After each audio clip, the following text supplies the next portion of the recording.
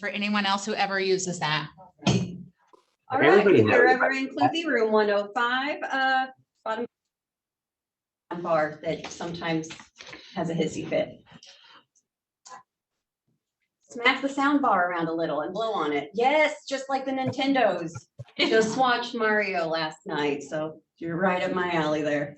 Okay, well, with that, welcome, thank you. We are broadcasting live from the Cluthy Center. Jamie, we can't hear you. You really? Oh, No, just shoot. kidding. Only Adam would do that. That Adam. He's a stinker. It was I'll Tony's remember that. idea. All right, it is a little low. Just I'm gonna meeting, try to turn the Jamie. volume up, Just but meeting. I'm not going. Say that again, Gerald.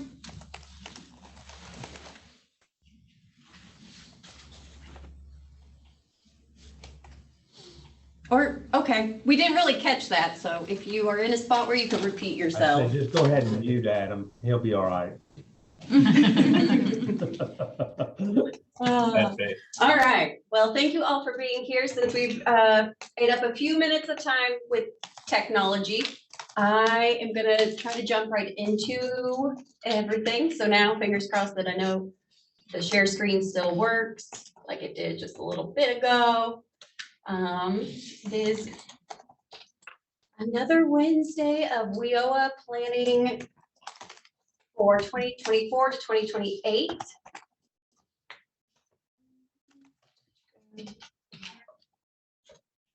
All right, so today, January 17th, 2024, I'm going to quickly go over some of the results from our Chapter 3 Goals Feedback Survey. I appreciate those of you who took the time to give feedback on that.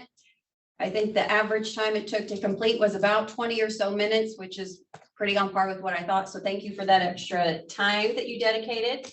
We'll do a quick recap of Chapter 2 and do a little bit of discussion for some items that went with Chapter 2 as it pertains to the service integration self-assessment. And then we'll hammer out Chapter 4. There's just really a couple discussion points for Chapter 4 as it's mostly policy stuff. So today should be pretty smooth sailing. But I was asked last time if we could do an introduction of everyone, and I think that's a great idea, and I almost forgot again. So I'm going to start here in person. We'll go around the room, introduce ourselves, our names, and our organization, and then we'll try to do that virtually as well. So I'll start. I'm Jamie Cordahajawi, Director for LWIA 23 at Lakeland College. Kelly, you want to go ahead? I'm Kelly Denton. I am the WIOA Programs Director at CEFS. I'm Debbie Whitaker, and I am the Physical Coordinator for WIOA at Lakewood College. I'm Tony Logue. I'm the Operations Coordinator for LWIA 23. Joy Corinne, Perkins Specialist at Lakeland College. Crystal Dean for Workforce Solutions and Community Education, the Title II provider for Lakeland College. Risa Shaner, Crawford County Development. Awesome. Thank you guys who are here in person. I appreciate it. You guys get the best snacks that I definitely didn't just buy at the dollar store on the way here. Those of you who are joining us online, I'm going to just kind of call you out by the order I see you. So just confirm that I'm saying your name right and let us know your title, organization, title partner, if you are a title partner of WIOA. So Rob Jackman, can you kick us off? Sure. I'm Rob Jackman. I'm the Perkins Project Coordinator for Illinois Eastern Community Colleges. Thank you. Rodney Raines. Rodney Raines, Program Director of Adult Education for Illinois Eastern Community Colleges. Thank you, Rodney. Courtney Yockey. Courtney Yockey, F&M Regional Growth Alliance and the Business Navigator Alliance, South Central, Southeastern Illinois. Thank you. Michael Beavers. Michael Beavers, Division Chair for Technology at Lakeland College. Awesome, thank you. Devin Kroger, you're next on my list, but you just hopped in. We're doing introductions real quick. Are you in a spot you can do an introduction? Sure. Devin Kroger at Lakeland College, Business Services specialist and apprenticeship navigator for LWIA 23. Awesome, thank you. My favorite member of this team, Adam Flack. This is Adam Flack. I am the office supervisor for the Division of Rehab Services Title IV partner in Macon County and Coles County. Our other representative in Olney, I don't think, oh, she is on, so I'll let her introduce herself. My apologies. Thank you. Stephanie. Hello, Stephanie Anderson. I'm the internship and employment coordinator for Lakeland College. Thank you, Stephanie. Tegan. Hi, everyone. My name is Tegan Garner, and I'm a community development coordinator with Greater Wabash Regional Planning Commission. Thank you, Tegan. That is exactly what it looks like. I am just a little bit slow. No worries. Pump. Yes, this is Gerald Blue. I show up as Pump on your screen, but I'm the LWIA 23 board chairman. Thank you. I like seeing Pump pop up. You makes you unique and special. So I don't want to change it unless you really want me to. Casey Burkholzer. Hello. I'll admit that I really wanted to know who Pump was, and that's why I asked for this introduction. But yes, Casey Burkholzer. I'm with the Department of Employment Security. I'm the local office manager in Effingham, and I represent Title III Wagner Pfizer. Thank you, Casey. Freddie Buckingham. Hello, Freddie Buckingham, Southern Region Business Service Manager for the Illinois Department of Employment Security, and I'm also Wagner Pfizer. Thank you. Miriam. Hi, good afternoon. This is Miriam Diaz-Rutland. I'm the Employment Service Program Manager with IDES for our Southern region. That is also Wagner Pfizer, and I get to cover Lovely's LWIA's 19 through 26. That's a lot of space, a lot of ground to cover. Thank you. Laura's notebook, is that an AI thing or is that a person? That's the note taker, yeah, the AI note taker. All right. How about Carolyn? I'm Carolyn Jorgensen, ERS, Title IV, along with Adam. I work out of the Olney office and Mount Vernon too, but the LWIA 23, it's out of the Olney office. I'm glad to be here. Thank you. Thank you for being here. Carlos. Hi, yes, my name is Carlos Ortega. I'm the director of Elevate CCIC Inc., a business innovation center and small business development center based in Mattoon, Illinois. Thank you. And Kevin, I know I let you in the midst of this. We're just doing quick introductions. Are you in a spot where you can introduce yourself? Yes, sorry, can't get on video, but Kevin Busher with CEFS, the CEO here, and I'm a board member of the 23 board. Awesome, thank you. I think that is it. If there's anyone that I didn't call on and you're online, speak now.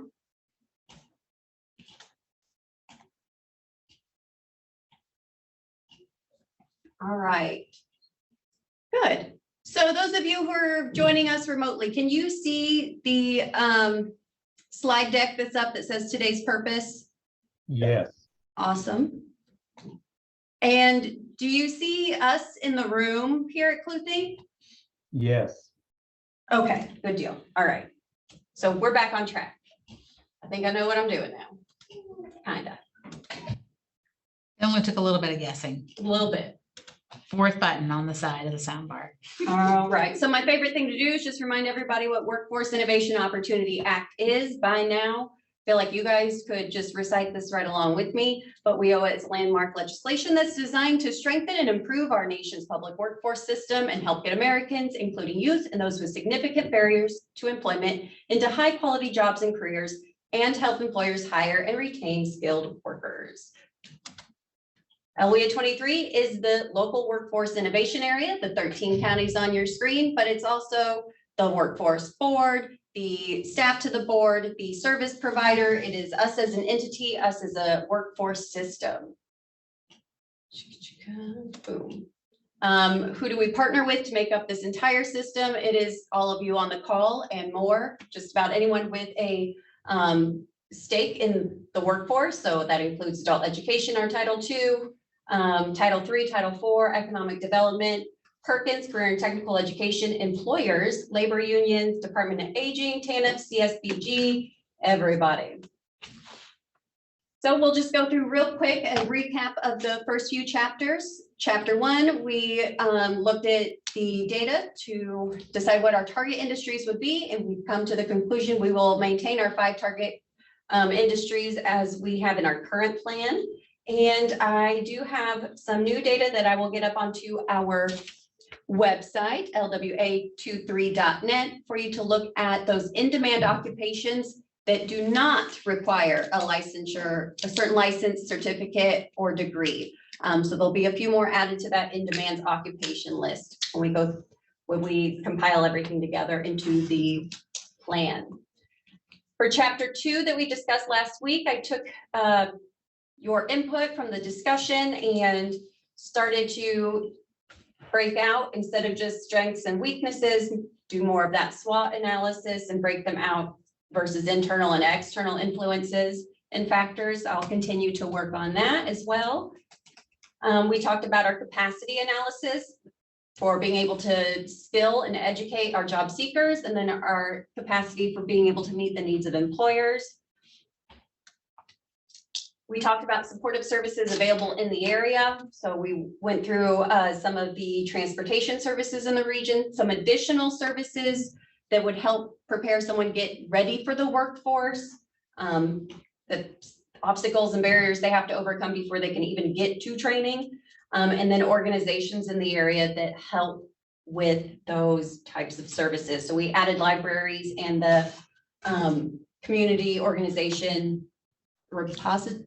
I forgot what CORD stands for. Or something. Resource directory. Resource directory. There we go. For chapter 3, we talked about chapter 3 a couple weeks ago, and you guys gave your input on the 11 goals that we suggested. So I took the input and I will take all of the narrative or like typed out input and flesh these goals out a little bit more, but just for the sake of prioritizing, I looked at the votes, if you will, or the results of which goals were the most important or strongly agreed that these needed to be included in our plan. And goals number 1, number 2, 6, 8, 9, and 10 had the most votes, if you will, for they should be included in our plan. And they aligned with all of the things that we're trying to do. This isn't to say that we cannot do all 11 goals. It just means we're not necessarily going to outline those in our plans at this time.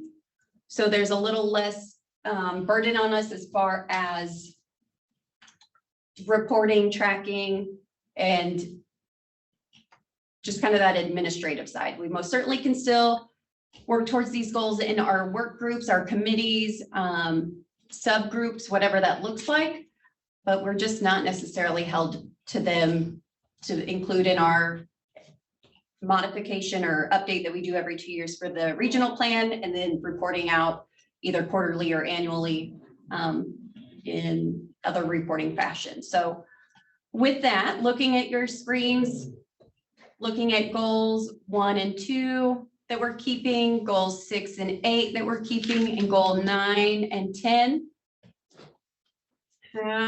Do we have any feelings? You guys feel good about it?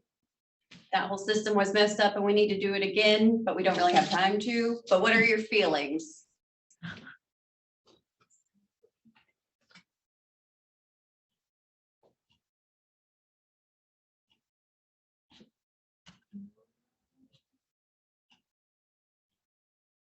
Courtney had in the chat, I think this is in regards to chapter 1, where you still adding operators and maintenance. I do believe at least one of those fall into our high our in-demand occupations in the growth data. I just have not put it onto that particular slide, so yes. Yeah, I wasn't sure if it was just not on the slide yet or because we've talked about it a couple times. Yes, and I will get that actual data onto the website so you all can see what all those are that will eventually get into the plan. Yes. Thank you. Y'all are feeling good about these goals? I'm feeling great about them. If you have any other thoughts, feel free to email them to me. Or, you know, carrier pigeon, whatever way works for you. All right. So let's get into chapter 4. If you look at chapter 4 in the regional plan guide, you'll see that it's very heavy on policies. So sections A, B, C, F, G, and K, the bulk of it are us submitting our policies for these different things. I think section B alone is almost 19 policies that DCO wants us to submit to go along with this regional plan. So that's a big chunk of the chapter that we don't really have to discuss so much. We just have to put our policies into the plan. So we get to the discussion points that I would like to get your guys' input on. I keep forgetting you guys are here. Like I'm talking to the screen, but like, hi. So the first chunk there, that first block, I think I kind of categorize it as marketing and outreach and messaging, that kind of topic. So looking at increasing awareness of service that the whole workforce system offers to individuals and employers. I think that's a great place to start. What input do you guys have on having a unifying message or even just increasing awareness of the workforce system, what we do for both individuals and businesses? What are your thoughts on what we could do better, or where should we start to try to advance those efforts? I've got a question about when I refer someone to LWIA 23. What's the process that I've already gained their information. I've already forwarded it on to, or I've had them reach out to connect with one of your employees. What's the steps that occur at that point? Like what's the average interaction look like? And is that for more Title I or for a business interaction? More Title I. That I thank Okay. you for. I realize that I'm looking at it from the Perkins viewpoint, from a student that needs support. But yes, just either one would be kind of nice to know about. Kelly, do you feel good to answer that one? So, are you talking about students who need assistance, or are you talking about employers who are looking for workers, or what specifically are you talking Students that need assistance primarily, but I mean, just a brief about like how it works on the backside with the workers, excuse me, the employers that need workers too. It would be nice just to know exactly how it all interacts and works together. It is just give me a So if better you're- understanding of everything. So if you refer someone to our career planners, then the student goes in, they complete an application, they find out if they're eligible, they go through a process. And then we can either assist them or not, obviously, but usually we can, if you have already referred them, you probably know their situation. And then we can assist them with like tuition, books, supportive services like work, or not work clothing, but like if they need scrubs for school or stethoscope, things like that. Does that help answer your question, Rob? Am I answering that on your? Probably not. To be very truthful, I was just wanting to know, like, just like a brief timeline, like usually, okay, so let's say that I refer. The reason I'm asking this, I think this would help a lot of the partners understand how it all interacts. So let's say I refer a student to one of the career planners today. They make contact with them today. What's like the how long does it take for them to get on average an application set up or interview with you just to meet and understand what their needs are versus what is available to them? So usually that goes pretty quickly. Recently we had a lot of dislocated workers that came in and we got them in really quickly. I'm gonna say, a week or two, they come in, they talk to us, we find out if they're eligible, they get us documentation, information that we need, and we can get them in pretty quickly. Does that answer your question? Yes, thank you. That's exactly what I was looking for. And this is Kevin. I wanted to add to that. It also depends on the time of year and if we have a waiting list. Because if we have a waiting list, they're going to get contacted and they're going to get put on the waiting list. And if you contact us, for example, today, they're going to get put on the waiting list for summer.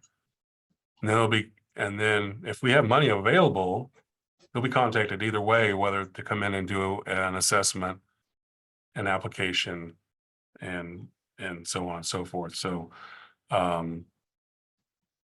lot of it has to do with the amount of money we have available at the time and how many people are seeking our services, because unfortunately we can only serve so many. So if people are needing money to pay for tuition, they could be put on a waiting list, and then at that time we'll probably do a little to see if they're eligible first, not a whole application, just to get the basics to see if they're all eligible, so they wouldn't have to be on that waiting list for no reason if they're not eligible at all.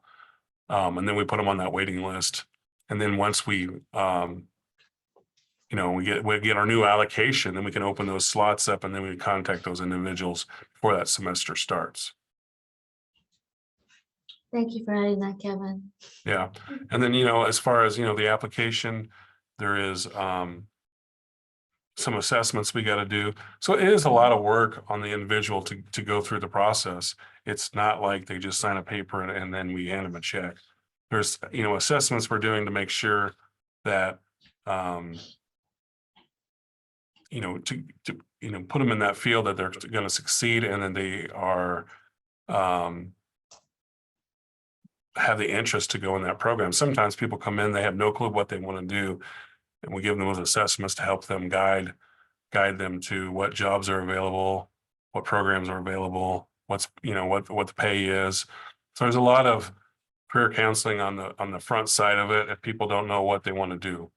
So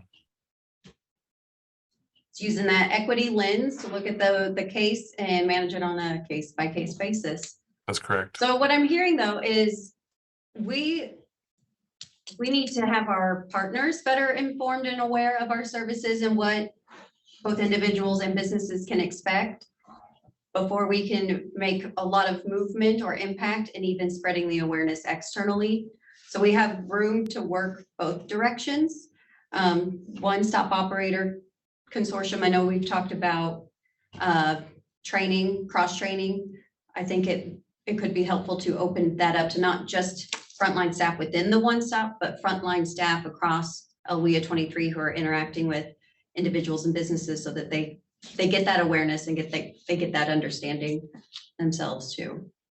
Is there a resource? I mean, I've referred people, businesses to LWIA, and then find out, to his point, that the funding is gone. Like I have a couple potential candidates, the businesses contact me, and then I find out a couple weeks later there's no funding. So is there a communication tool for someone like me that's trying to put the people together to be better informed? Because I feel like I'm leading some people down a path, that's misleading, maybe just because we don't know. At this time, no, there's not really a process for that communication other than just reaching out and then having that open dialogue. Okay. But I could see that there's a need for a more streamlined and open communication for all partners. So in Crawford County quarterly, I hold HR roundtable meetings, and that was brought up as a resource at our meeting in December. But then I had a couple people say, oh, we'd like to utilize that, but then there weren't any funds or there was a wait list. So that's what I want to be sure that I'm aligned with you when I offer those services at those meetings. For sure. And it, like you said, often it is case by case. So you might be, we don't ever want to say, oh, we don't have funds for that. When it might be, we don't have funds to have that student get into class mid-semester. They have to wait till the next semester. But if you're referring someone for a different program. So I think it's always worth the ask, but I think there is room for us to improve the process of staying ahead of the game and keeping that free flowing communication for sure. I would just say, I mean, I'm pretty new at this and I'm just, which I keep playing that card, but there's so many variables in this of, you know, maybe there's some students that drop out, so there's some funding available, but we are counting on that funding because we thought that they were gonna stay in school. There's just so many variables that it's hard to gauge that when the funding is gonna come available. Well, even if funding isn't currently available, there's still the opportunity to work through that process and to start that where something may become available, or we're currently waiting on funding now and for some programs, and it may be here any day. Jamie, am I right in saying, and Tony, if you're there too, and working with businesses or working with individuals, even if funding is not currently available, there's still the opportunity to start the process and to at least get them in the system and get awareness and start getting information to them. I think making the connection is paramount and keeping them informed along the way then, or if we're not able to help you with what you want at this exact moment, this is the timeline of when, and we will follow up and keep track. Absolutely. That's why I don't want to come out and, oh, we're not taking anybody right now. We want to keep the awareness up and not be that fair weather friend either. So making that connection, and then the whole point is to being able to refer to other services as well. So we could do this for you, maybe not right now, but at the beginning of next semester. In the meantime, here our partners over here can do this for you or do that. So it's still that wraparound. Always some type support. of a value add to the relationship, to working with them and build upon that relationship. And to the point of the beginning of the discussion, I like where it's came to. You know, there are a lot of customs. It's case by case basis for individuals, what they need, what they help. But there are an order of events or a timeline of events of things that happen in the beginning of the process. Are we able to maybe develop one pagers? I read the first bullet point: increase awareness of service of systems offers individuals, and the system offers individuals, employers. Well, if we're better here in this room, if we're better able to articulate that to the individuals, to the employers, and have a consistent message, that would be better, and that would help to increase that awareness. And maybe that starts with just laying it out with some talking points, laying it out with a order of events or some timeline of events of what that process actually looks like. Well, I think there's also services that are offered at the One Stop that Kelly's group and then also Casey's group can help with, the resume development. So that is not something that someone has to be approved or accepted into your program. That is something that just someone can walk off the street, right? Right. So there are some services out there that you don't necessarily have to be in a program to take advantage of it, that you could come into the One Stop and utilize services that are there also. I think having that one pager in order of events is an excellent practice. We're working towards that. I know we've done that for incumbent worker training. We're working towards that on some of our other business service side of things. And that's something that could be explored for what maybe the individual could expect.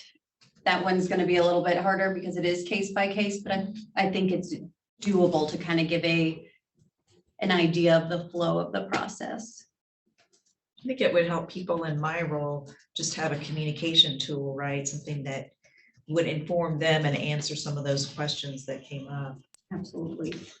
And that would stay consistent with the message then with marketing. And as we articulate that to individuals or businesses or community leaders at their various capacities, having that consistency in a message and having accurate information dispersed throughout the communities, that's what's really key there. We need our elevator speeches, don't we, Courtney? Yes, ma'am.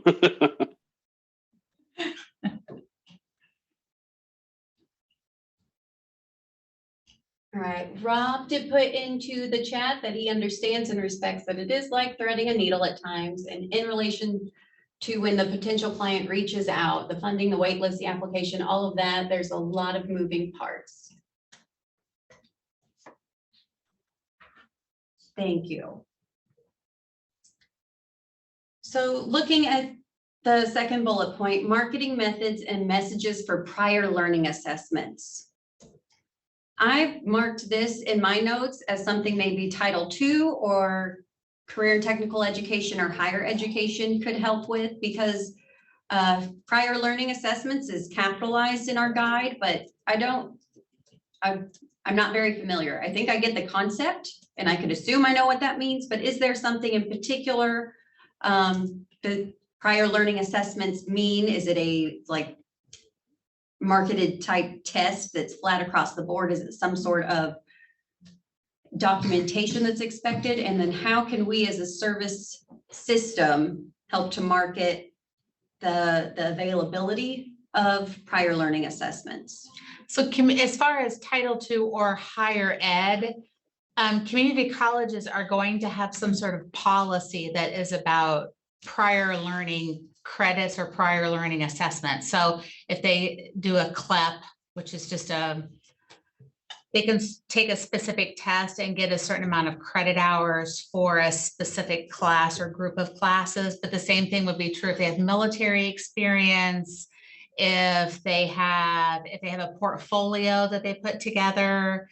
So I think that each individual educational institution has got some board policies that are your prior learning assessments. Ours are in the 06 category, and our board policy, I think one of them is 0617. We just visited it this morning during a meeting that Michael and I were in to just kind of look at how you could get credits in a little bit of a different format than what maybe is the traditional setting.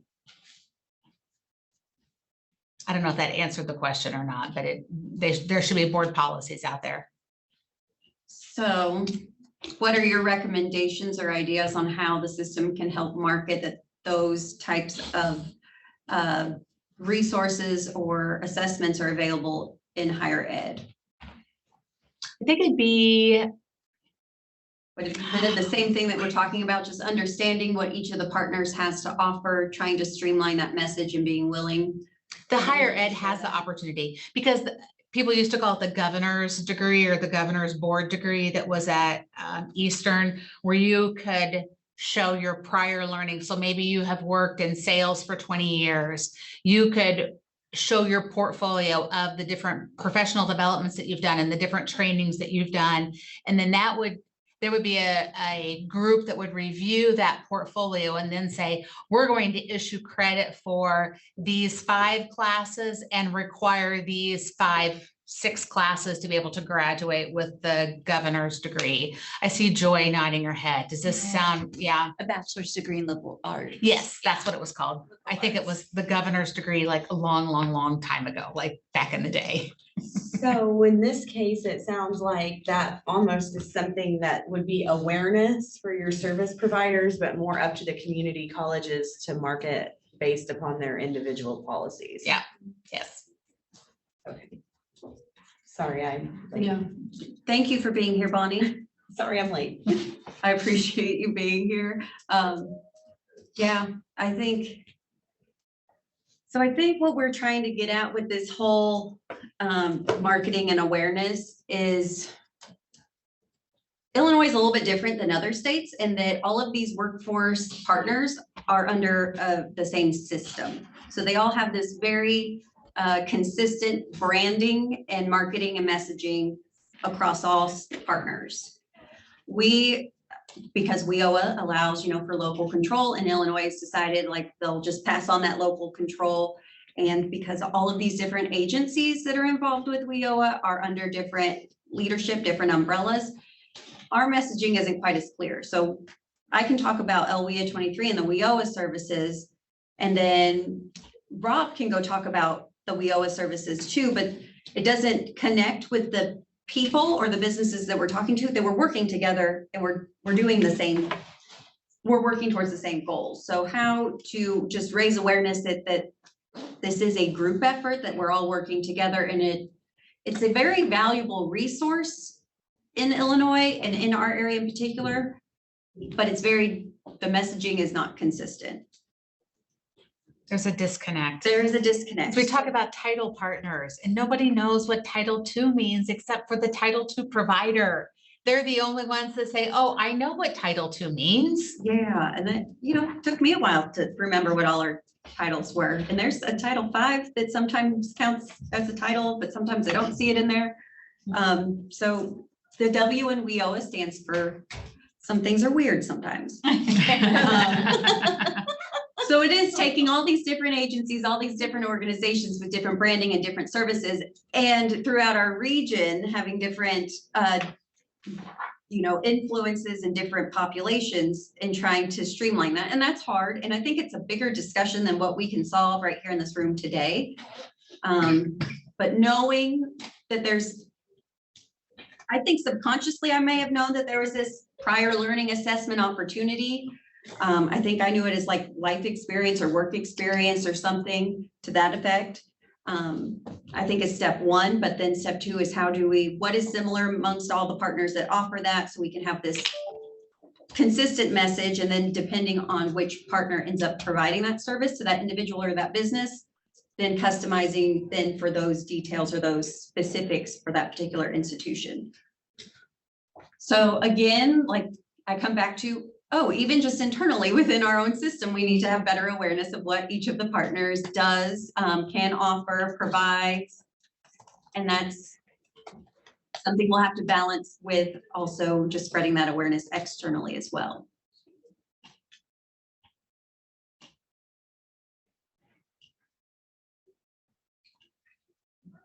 How about point 3, targeted marketing to segments of the labor force? And in the guide, what that, how it's worded is, and I find it again, maybe.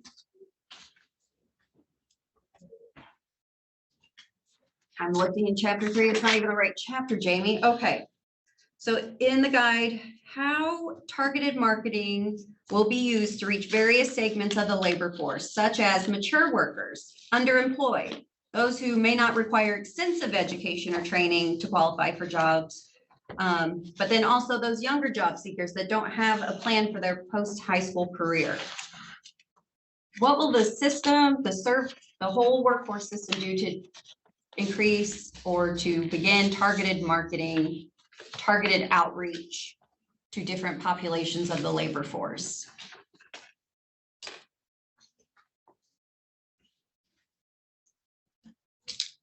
What segments of the labor force do you want to reach? I mean, are you just going to say anyone we can think of, or do you want to pick categories?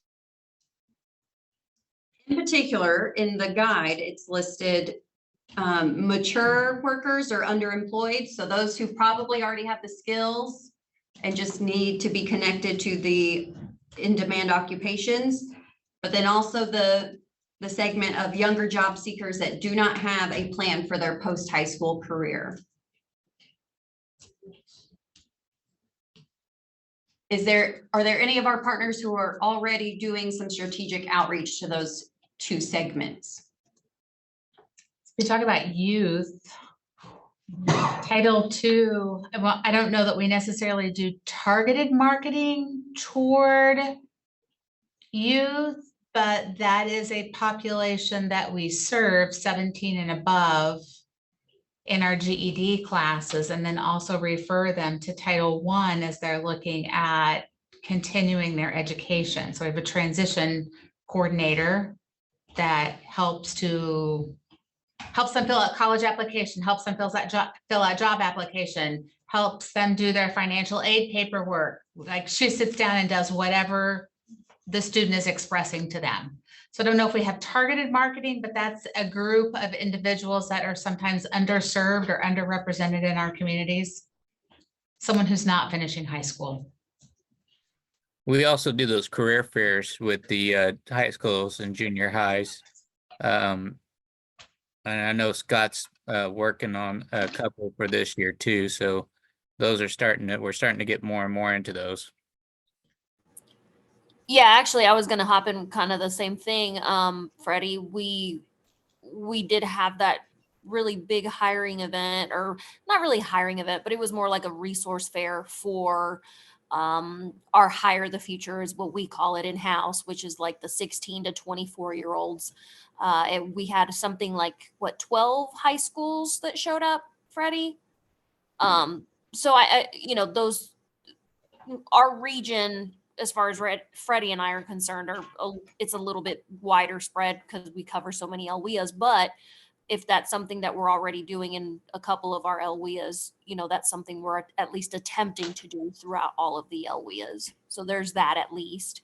And all of our like employment service staff that are in the AJCs, they are instructed to work with our Hire the Future age group, with that youth age group. We unfortunately can't do any like direct outreach marketing, through things like Facebook. But we have had staff in the past, like set up stuff with the local high schools, and they'll go in and they'll do a workshop for some of the like juniors and seniors in the high schools. So that could be considered a form of outreach for that target population. Certainly, for sure. Eastern Illinois Area Special Ed does a resource fair. And the one that I recently went to, I got to sit with adult ed and talk about GED and some of the ICAPS programs that are offered. What we saw were a lot of high school counselors, but also special education teachers who have that direct link to the student, who are very aware of what their next goal is, and being able to kind of funnel them into those CTE programs and have the handoff, whether it's through ICAPS, whether it's through Perkins, but that additional case management and support as they go into CTE. I was in that resource fair. I had a table there, and I met some of the teachers that I had already known from like a TLC came, and they said, we had no idea what you guys do, and we work directly with Easy on a lot of things. So it was interesting to see those people who are within that organization that still don't have an idea of the partners that they kind of directly work with. I think they get overwhelmed with all the information that they're constantly presented with, and having that reminder. And I think this comes back to continued relationships, continued, putting yourself out there, attending the meetings and trying to connect. Because sometimes even if they knew it once, with everything thrown at them, all the information at those educators, that reminder is so valuable with the resource fair. I think ERCA Lift, some of those other high school programs, the Okaw Valley, and then I think Kaskaskia's got another program that they are running that is specific for youth, where they're looking at getting them a credential while they're still taking their high school coursework. So we're doing a lot of marketing to that population. What about for underemployed or matured workers? Is there anyone out there doing anything specific to reach them? There is a program for that particular section of the labor force within our title partners. I don't know what title they are, if they even hold a title, but up in Macon County, it's National Able, and they serve people that are 55 and older that are looking to go back to work. Generally, it's only part-time, up to 20 or 25 hours a week, but they are supposed to be present in every workforce area. I think, I just don't know what it is for Area 23. It was National Able. We just don't have a representative in this region at the moment, correct? Yeah, National Able has four counties, and Caritas and Goodwill of Evansville has our eastern counties. So it's Title V of WIA was what you're talking about. The gentleman who did it in Macon County, and I'm not sure if he's even here anymore, but he covered 14 counties or something like that. And Workforce Area 19 in Macon, which is where I am now, they only cover 2 counties. So I assume it's kind of by population or something like that. So who knows how many counties the person down in Area 23 has. Did Michelle ever get replaced? Wasn't that her name? Michelle? Didn't Michelle? ever It get was replaced? Jill Michaels. Jill, that was She right. left. Yeah, They okay. haven't, they had Stacy like a Barr. name for a while. Stacy's the one that did it. Oh, Yeah, Stacy, then Jill. that's right. I And forgot both of them about are that. gone. Then it was Dwayne something. He lasted a couple weeks and he's gone. As far as the national label, national label is they've only got like 4 or 5 of our 13 counties. So we have Caritas Solutions, Family Solutions that takes two or 3 counties down south. And then, like I said, Evansville, Goodwill of Evansville takes on the border of Indiana. They have a bunch of slots in those counties over here. So we have 3 Title V providers in our area. As far as national label, we just kind of use them generically, like Kleenex. It's not, national label is a provider. It's not the Title V provider. It's a provider. It's a provider, yeah. I think it's the National Department on Aging is the technical Title V.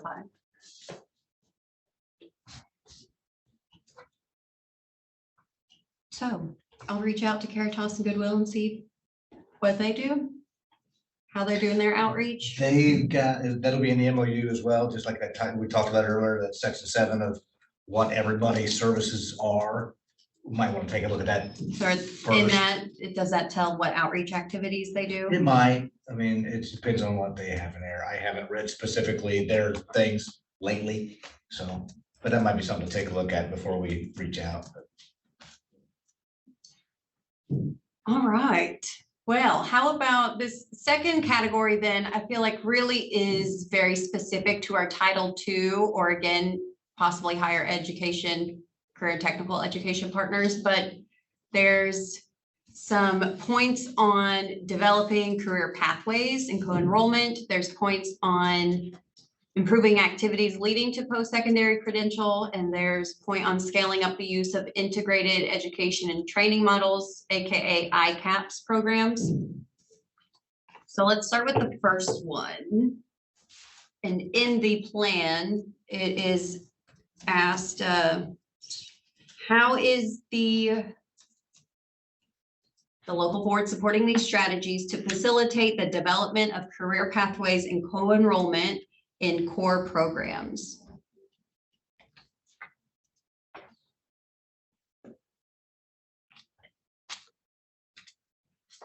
Can you read that again, please? Yeah, just for you, Adam, because I like you. So what are we doing to support the strategies of our partners in facilitating the development of career pathways and co-enrollment as appropriate in core programs? So we talk about like ERCA and LIFT. I see those as career pathways. And then co-enrollment, I see it as if they're participating, if they're being served by one of the core partners or title partners, what are we doing to facilitate as appropriate co-enrollment with other services from other title partners?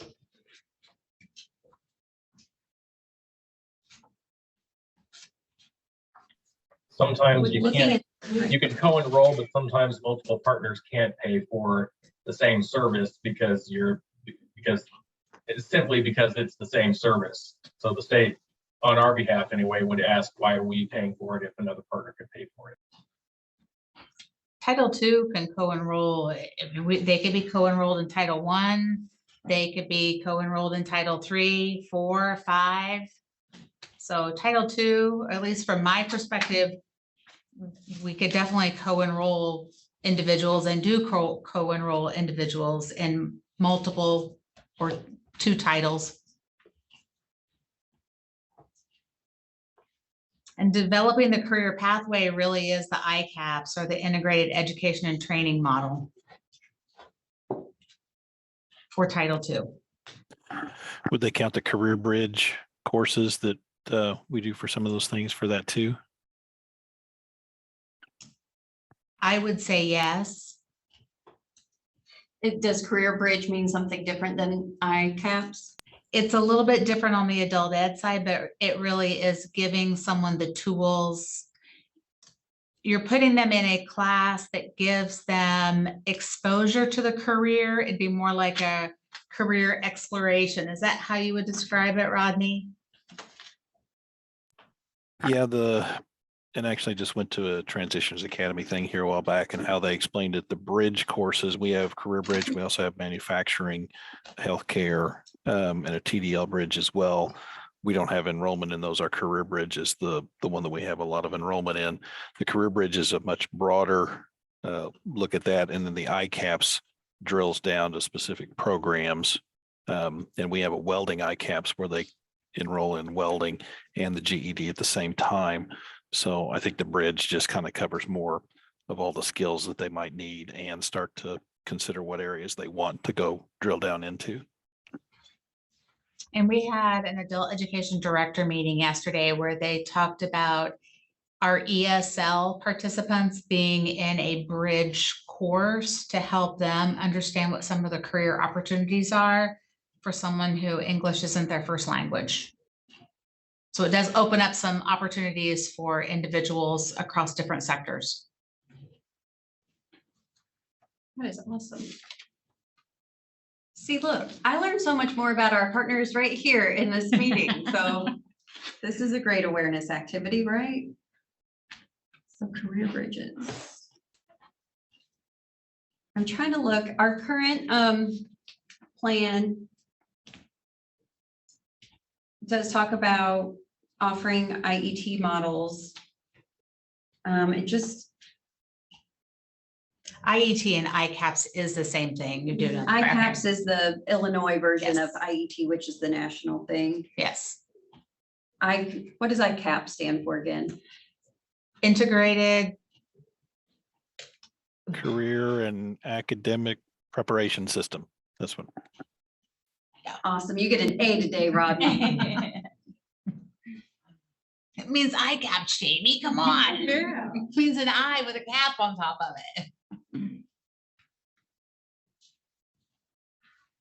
Yeah, in our current plan, it really just talks about us, that there are these things in our area, not necessarily how we support the strategies other than referrals and wraparound support. So I would like to include some information on the career bridge and what that looks like. So I will reach out to our Title II partners as part of homework to get some more direct or accurate verbiage to include.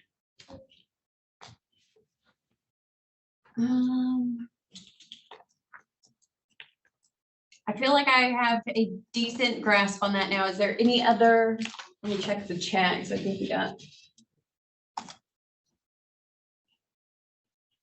All right, Rob says business and industry at IECC works with the labor forces that need up training, so manufacturing and other industries.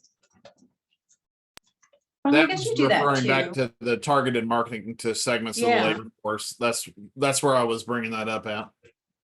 That makes sense, and that gets me to thinking, like, yes, I guess you're not marketing like here's a big poster for underemployed people, but you are working with the businesses who have identified that target segment already. Yes. Yes. Ish. Yes, like level one, and Yes. yeah. I mean, that's not necessarily something that's coming, typically, it's not something that's coming from me to them.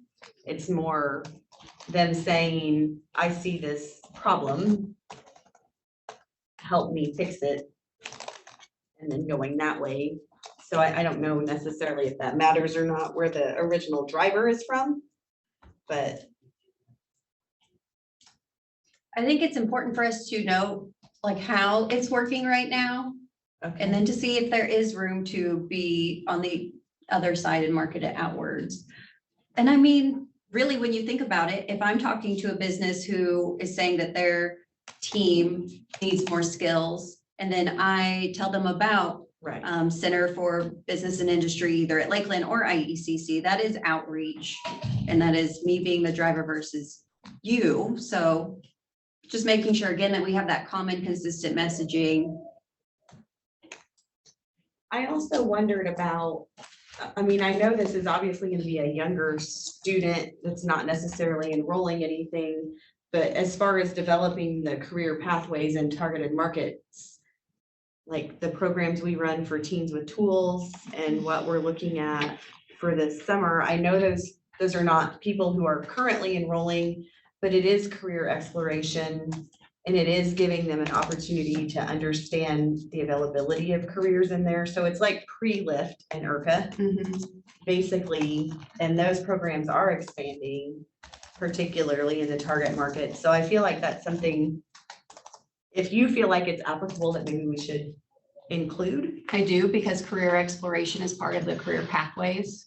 So I think we could easily show, at least in our district, that we're hitting those students at a younger age, really middle school, and providing them with hands-on opportunities in those target market areas. Also think about the PACE legislation that is going to be done through ISBE. I know we don't have any of our K through 12 partners sitting here, not anyone that I can think of that's a K through 12 partner, but that is going to integrate career exploration and is going to be required from school districts to do starting at like the 3rd or the 5th grade. So in Robinson and Lincoln Trail College is partnering with the county schools to collaborate on that. And we've already had meetings on that very topic. So that's a way to, I guess, target that. And then we also had a meeting this week for kids, for Camp for Kids this summer, and integrating the STEM courses, you know, the other courses that for that group, 5th, 6th, 7th, 8th grade being the focus.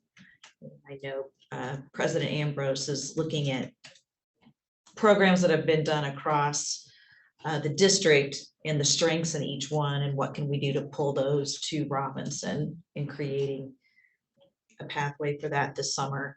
And then that was one thing that came out of our HR roundtable meeting, was there's a request, I guess, from our businesses saying we want the kids to know before they get in high school what's here, because we have a lot of really neat stuff going on with robotics, but the kids just see these big buildings and they don't realize the cool things that are going on inside, to be able to expose them. So that's part of what we're working on this Kids with Camp concept, to do tours of the different facilities that we would have there, to let the kids see, hey, there is a lot of innovation in Crawford County to stay here. awesome. Yes, that's exactly the type of thing we need, and want to get into this plan so that we can help, we can expand those, we can scale them. I like it. Good to know. There's so many counties, it's hard to keep track of all of the things. All of the things. All right, keeping an eye on time. Let's move on. So the next part of chapter 4 is really listing out each of our partners and what services they offer. I'm going to, well, Tony has in the MOU what each of our required partner services are. It's been a little while since those have been reviewed and updated. So he's going to send those out and have you look at your portion, what it says for your program, what services you offer, the strategies you use, all of that good information. Review it, update it, include more details if you need to, or take out things that are no longer going on, and then respond in a timely fashion. We'll probably like a week or so. Tony will have all that included in the email. If you're not in our MOU, then we'll reach out with what's in our current plan and have you update that, make sure that it looks good so that we can put that into our new plan as well. So be on the lookout for a specific request of update this information for us, please, and add new stuff. Another new part of chapter 4 is Describe how the local area will provide youth activities, including the design framework for youth programs in the local area, including how the 14 program elements will be made available within that framework. Those 14 program elements come from WIA legislation, and I will reach out to our youth committee and those of you on this call today who I believe are working with youth to talk more about this the 14 elements and what that looks like in our region. Because I don't think there's a single entity that offers all of those 14 elements. So it's more of a partnership of amongst all of us partners, we support or offer address these 14 elements, and here are the ones that address element 1, 2, 3, 4, whatever. So that's going to take a little bit of time for me to get together, since it is a new request that was not included in the previous plan, and kind of work out how that would look and how it would go into our plan. So if you serve local youth, and that's anyone ages 16 to 24 in that age frame, be on the lookout for an additional request for some homework there. All right. And then as promised last week, told you that there might be some homework or at least additional discussion as we worked through as our one-stop operator consortium worked through the service integration self-assessment. They've worked really hard to go through 7 goals and come up with activities or points for each of those goals. It's been a lot of work, and 3 points have definitely been identified that we need some input from the group. And one-stop operator consortium, I will leave it up to you if you want to expand any of this discussion or if there's any of the points that I have missed in my notes. But essentially, we wanted to get input from the partners on the design and delivery of the workforce services are guided by current and timely labor market information. I know from my experience working with businesses that we use labor market information to, like even with this regional plan, looking at that labor market information to determine our targeted sectors. I know when we talk to businesses, they often ask for very specific market information, like how many job postings have happened in this area for this particular occupation. And as we work towards implementing talent pipeline management strategies in the area and forming collaborative groups, the labor market information use and requests is going to grow. So what other examples do you have where we are using timely labor market information in the design or delivery of our services?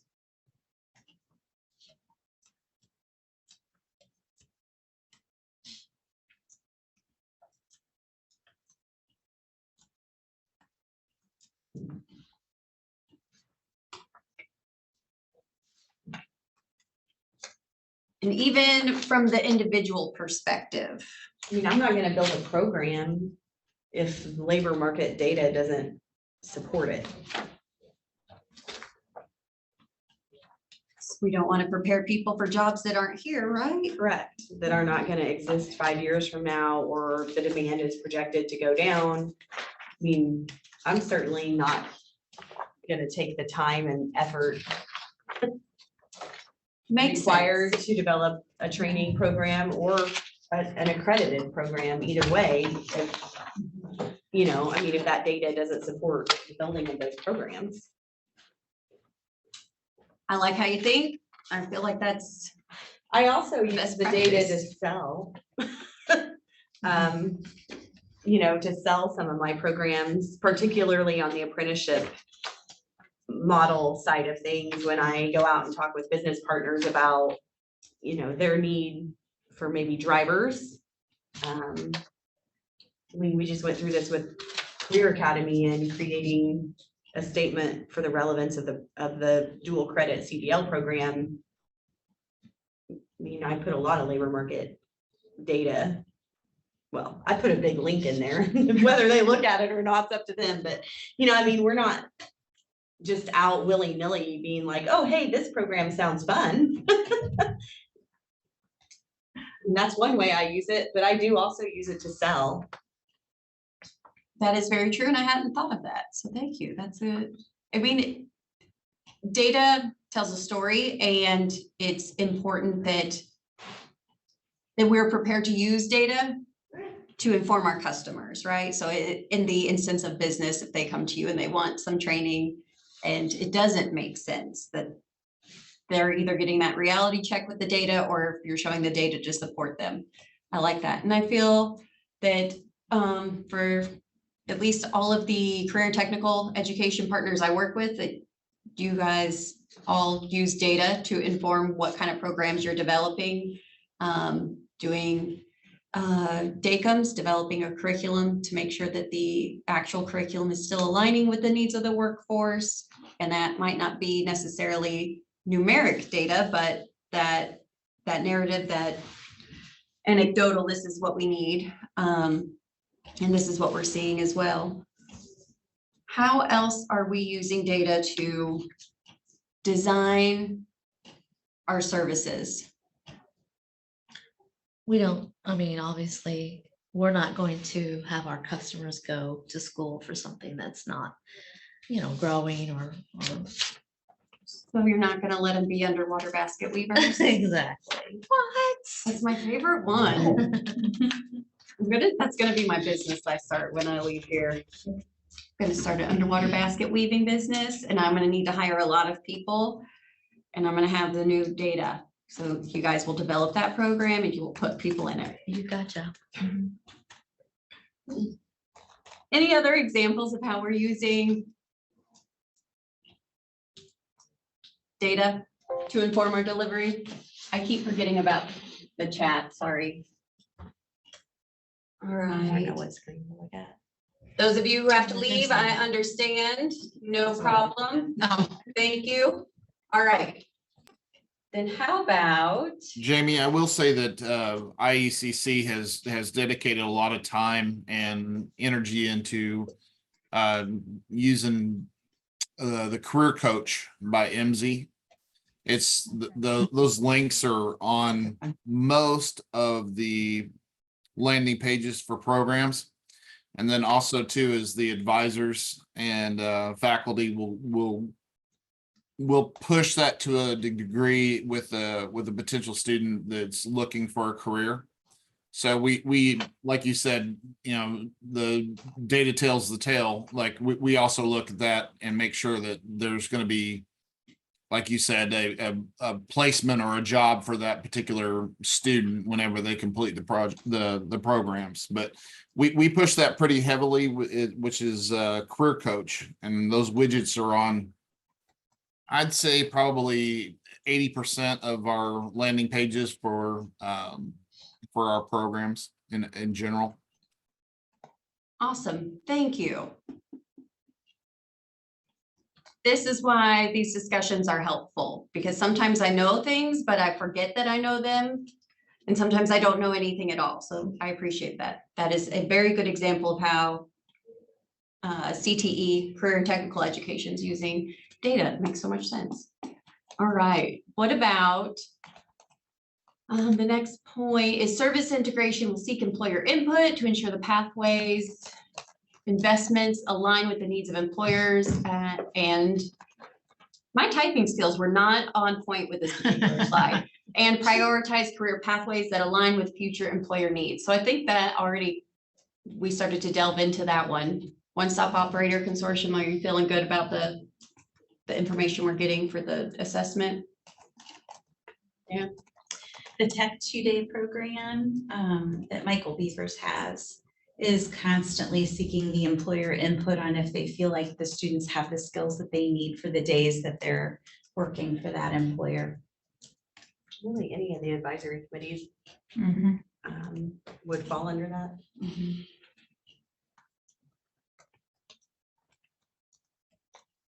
And with those advisory committees, do you know of any that are doing a formal way of getting information, or is it more of just in conversation during a meeting, anecdotal?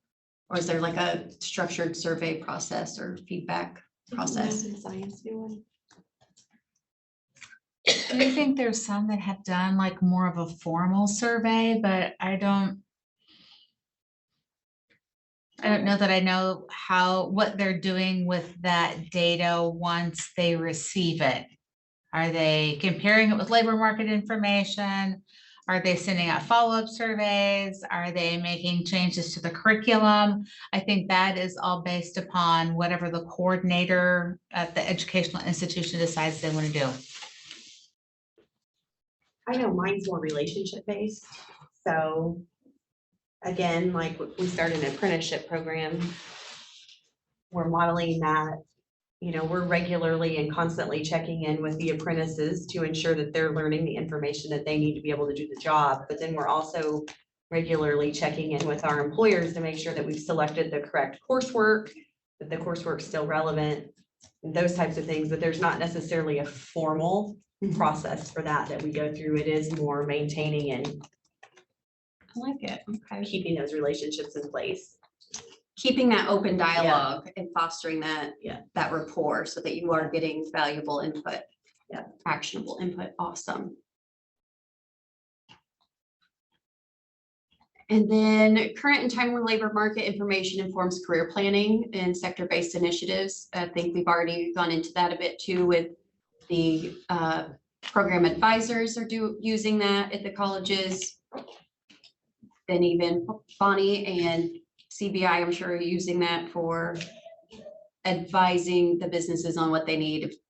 It's within the realm of possibilities or realistic for them. And then sector-based initiatives, I'm going to go with that's talent pipeline management or like the Illinois manufacturing workforce ecosystem. I think those are some good examples to use. Are there any other examples in the area about using that labor market information for career planning or sector-based initiatives? And anytime a college decides that they want to start a new program, they have to show labor market information for approval from the state and also from IBHE. So they have to be able to show what the outlook is for that specific career sector. Awesome. So what about careers where there is no data? Like clean energy? There's projection data around clean energy. At the local level? At the local level, I think it would be a little bit harder because we are a rural communities. I'm trying to think. I know that they do some projections for labor market information when they look at if it's something that has not been in our area before. So I don't know that I have a good answer for that. Someone else from one of the other community colleges may know, but I mean, I sit on the curriculum committee and I can tell you that that's a question that gets asked. It was a loaded question. I know. I mean, let's just be honest. Our college started something with clean energy and it didn't go over as well as what we had hoped. It was almost like we were before the market was ready for it. With wind energy. Which happens. Be so ahead of the time. All right, one-stop operator consortium, was there anything else that we wanted to get in front of the team? I can't think of anything right now. I can't either. I feel like that was it, but that seemed like that was months ago. It was just last week. All right, for the sake of time, because we got just a few minutes and I'm losing people. I wanted to talk about some work-based learning strategies that are going on. We're supposed to have some goals and activities of proposed outcomes. I think we've already talked about a lot of work-based learning activities that are going on. So I will look more into what those goals should be. and we can follow up with that particular thing at our next meeting. So mark that down as an action item for Jamie, not just the 14 elements, but also the work-based learning strategy goals. So many goals. Professional development opportunities. Who is ECC? 4 zeros and then 7. I don't know who they are, so I don't know if I want to let them in. ECC 00007. And I've been Zoom bombed enough to where I'm a little too hesitant with that one being such a general name. And Pump is general, but I know who Pump is. Also wanted to get some input on what professional development is going on out in the area as far as training staff in equity, access, trauma-informed care, and other topics concerning customer-centered service delivery, and then tracking basic services. So we will, either that will be part of homework or that we'll continue that on next week. The last part of chapter 4 was talk about what you're doing for equity. And I figured I would take what's in our current plan and just expand on it because chapter 4 is all about equity. Everything that we're doing is very case by case basis, whether it's working with individuals or working with businesses and providing the wraparound supports that they need to be successful and to grow. So just a quick recap on the homework is our MOU partners, if you know what MOU stands for, then you're an MOU partner. Tony will reach out to you to get updates to what your services are, so we can include that in our plan. And if you don't know what the MOU stands for, that means Which MOU, Jamie? There's more than one. The MOU for our one-stop services, and just our other partners who are not part of the MOU, the one MOU that like instills a little bit of fear and chaos and confusion in you. If it doesn't instill that fear, chaos, and confusion in you, you will, I'll reach out to you with what's in our current plan and ask you for updates for next week.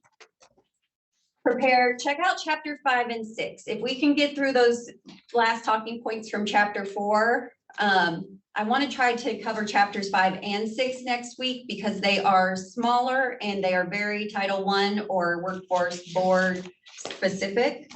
And that way that will give me a little bit more time to put everything together and see what information I still need. And then our last meeting could just be more, hey, here are the few things that I need, or hey, look at this, it's ready or almost ready, or whatever. Give us a little flex time.